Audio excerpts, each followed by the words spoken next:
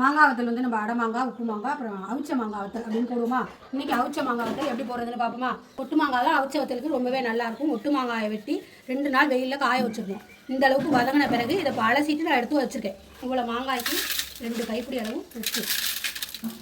மஞ்சத்தூள் வந்து நம்ம வருஷ கணக்கில் வச்சுக்கிறதா. அந்த மாங்காய் வத்தல் எந்த வத்தலாக இருந்தாலுமே வருஷ கணக்கில் வச்சுக்கிறோம் இல்லையா, அதுக்காக பூச்சி பிடிக்காமல் இருக்கிறதுக்காக மஞ்சத்தூள் கொஞ்சம் அலசி தான் அள்ளி வச்சுருக்கேன். தண்ணி எல்லாம் ஊற்றலை. அதுக்காக இந்த குண்டானால் ஒரு குண்டாலைக்கு தண்ணி இவ்வளோ மாங்காய்க்கு போதும். இதுக்கு மேலே வேண்டியதில்லை. தண்ணி நிற்கிற அளவுக்கெல்லாம் ஊற்ற முடியாது, அப்படியே குழஞ்சி ஓடிடும். இப்போ மூடி வச்சு வேக வச்சிடலாம். மாங்காய் சீக்கிரமாகவே வெந்துடும். 2 நிமிஷத்துக்கு ஒரு தடவை குளிக்க விட்டோம்னா 3 தடவை குளிக்க விட்டால் போதும், நல்லாவே வெந்துடும். இந்த வேக வச்சு கொட்டி வச்சுக்கேன் பாருங்க. சுடுது. இப்போ தான் வேக வச்சு கொட்டி வச்சேன். இந்த பாருங்கள், இந்த அளவுக்கு வேக வச்சுக்கணும். ரொம்ப குழஞ்சிடக்கூடாது. மாங்காய் ஆனால் வேகணும். இந்த அளவுக்கு வேக வச்சு இப்போ நான் வடிகுடையில் வடிச்சு வச்சுருக்கேன். இப்போ அதை கொண்டு போய் கொட்டி காய வச்சோம்னா ஒரு 10 நாள் காய வச்சு அள்ளனோம்னா மாங்காய் வட்டை அருமையாக ரெடி ஆகிடும்.